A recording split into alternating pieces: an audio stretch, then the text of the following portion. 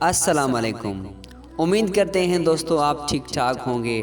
جیسے کہ آپ کو پتہ ہے، ہر روز ہم نئی کہانی کے ساتھ، ایک نئے مسئلے کے ساتھ، ایک نئی بات کے ساتھ، ایک نئی مورل اسٹوری کے ساتھ آپ کی سماعتوں میں حاضر ہوتے ہیں۔ ٹھیک اسی طرح آج بھی ایک نئی کہانی کے ساتھ حاضر ہوئے ہیں۔ امید کرتے ہیں آپ اس کہانی کو، آپ اچھی اچھی باتوں کو سن کے ہمارا ساتھ دیں گے اور اس کہانی کو فل سنیں گے اور اپنے احبابوں کے ساتھ بھی اسے بانٹیں گے۔ آئیے دوستو دیکھتے ہیں ہم اس ویڈیو میں کہ یہ کہانی کیا کہتی ہے۔ آئیے سنتے ہیں ہم اس ویڈیو میں۔ سور کی تاریخ ہر مسلمان کے لیے یہ پڑھنا بہت ضروری ہے۔ یورپ سمیت تقریباً تمام امریکی ممالک میں گوشت کے لیے بنیادی انتخاب سور ہے۔ اس جانور کو پالنے کے لیے ان ممالک میں بہت سے فارم ہیں۔ صرف فرانس میں پگ فارمز کا حساب 42,000 سے بھی زیادہ ہے۔ کسی بھی جانور کے مقابلے میں سور میں زیادہ مقدار میں فیٹ چربی حاصل ہوتی ہے، لیکن یورپ و امریکی اس مہلک چربی سے بچنے کی کوشش کرتے ہیں۔ اس چربی کو ٹھکانے لگانا ان ممالک کے محکمہ خوراک کی ذمہ داری ہوتی ہے۔ اس چربی کو ختم کرنا محکمہ خوراک کا بہت بڑا سردرد تھا۔ اس ختم کرنے کے لیے باضابطہ طور پر اسے جلایا گیا۔ لگ بھگ 60 سال بعد انہوں نے پھر اس کے استعمال کے بارے میں سوچا تاکہ پیسے بھی کمائے جا سکیں۔ صابن بنانے میں اس کا تجربہ کامیاب رہا۔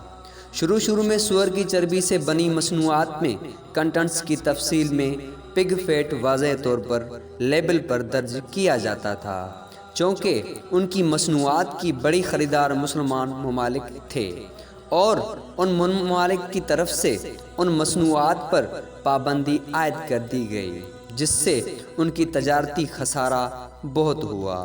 1837 میں اس وقت رائفل کی یورپ میں بنی گولیوں کو برِ صغیر میں سمندر کے راستے پہنچایا گیا۔ سمندر کی نمی کی وجہ سے اس میں موجود گن پاؤڈر خراب ہو گیا اور گولیاں ضائع ہو گئیں۔ اس کے بعد وہ سور کی چربی کی پرت گولیاں پر لگانے لگے۔ گولیوں کی استعمال کرنے سے پہلے دانتوں سے اس چربی کو پرت کو نوچنا پڑتا تھا۔ جب یہ بات پھیل گئی کہ ان گولیوں میں سور کی چربی کا استعمال ہوا ہے تو فوجیوں نے، جن میں زیادہ تر مسلمان اور کچھ سبزی خور ہندو تھے، نے لڑنے سے انکار کر دیا اور انہیں خریدنے سے انکار کر دیا، جو آخرکار خانہ جنگی کے باعث بنا۔ یورپی باشندوں نے ان حقائق کو پہچان لیا اور پگ فیٹ لکھنے کی بجائے انہوں نے FIM لکھنا شروع کر دیا، جسے فم کہا جاتا ہے۔ 1970 کے بعد سے یورپ میں رہنے والے تمام لوگ حقیقت کو جانتے ہیں کہ جب ان کمپنیوں نے مسلمان ممالک سے پوچھا کہ یہ کیا اشیاء کی تیاری میں جانوروں کی چربی استعمال کی گئی ہے اور اگر ہے تو کون سی ہے، تو انہیں بتایا گیا کہ ان میں گائے اور بھیڑیے کی چربی ہے۔ یہاں پھر ایک اور سوال اٹھایا گیا کہ اگر یہ گائے یا بھیڑیے کی چربی ہے تو پھر بھی یہ مسلمانوں کے لیے حرام ہے، کیونکہ ان جانوروں کو اسلامی حلال طریقے سے ذبح نہیں کیا گیا ہوتا۔ اس طرح ان پر دوبارہ پابندی عائد کر دی گئی۔ اب اکثر القومی کمپنیوں کی ایک بار پھر نقصان کو سامنا کرنا پڑا۔ آخرکار انہوں نے کوڈز زبان میں استعمال کرنے کا فیصلہ کیا تاکہ صرف ان کے اپنے محکمے فوڈ کی ایڈمنسٹریشن کو بھی پتہ چلے کہ وہ کیا استعمال کر رہے ہیں اور عام آدمی اندھیرے میں ہی رہے۔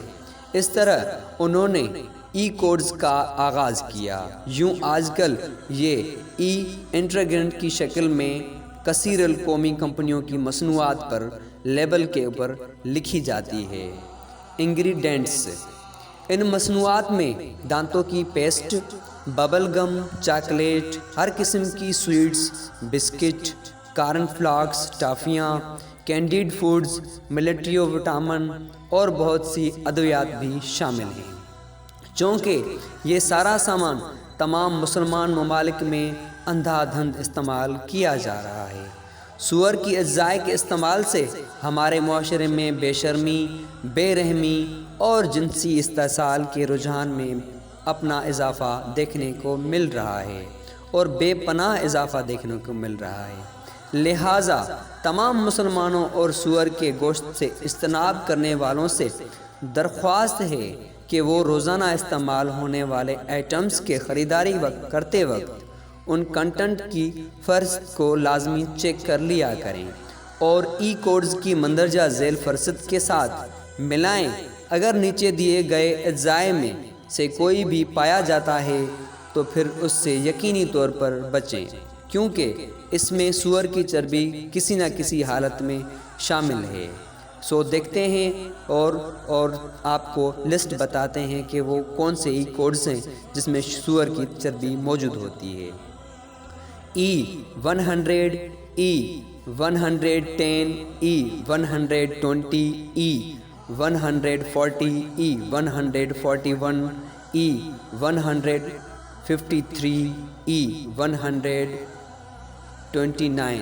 E210، E213، E214، E216، E234، E252، E277، E280، E325، E326، E327، E334، 335، 336، 337، 40، 22، 41، 431، 432، 433، 435، 435، 436، 440، 470، 471، 472، 473، 474، 475، 476، 477، 478، 448، 482، 481، 483، 491، 492، 493، 494، 549، 542، 572، 621، 631، 635 and E904۔ برائے کرم اس وقت جو بھی میں نے آپ کو کوڈ بتائے ہیں اس کے آگے ای لگی ہوئی ہے۔ برائے کرم اس وقت تک شیئر کرتے رہیں اور جب تک وہ لائسنس وہ بلائنس آف مسلمز ورلڈ وائز پر نہ آ جائے۔ یاد رہے کہ شیئرنگ کا صدقہ جاری رہے، کیونکہ یہ عام ممالک کے لوگ ہمیں حرام کھلا رہے ہیں۔ آپ کے ایک شیئر سے کتنے ہی لوگ ان چیزوں سے بچ سکتے ہیں اور آپ کو ان گنت ثواب مل سکتا ہے۔ سو پلیز اسے شیئر کریں اپنے دوستوں کے ساتھ، جو بھی ہماری اس ویڈیو کو دیکھ رہا ہے اسے شیئر کریں اپنے احبابوں کے ساتھ، جیسے ہم اس حرام طریقوں سے بچ سکیں۔ خدا حافظ۔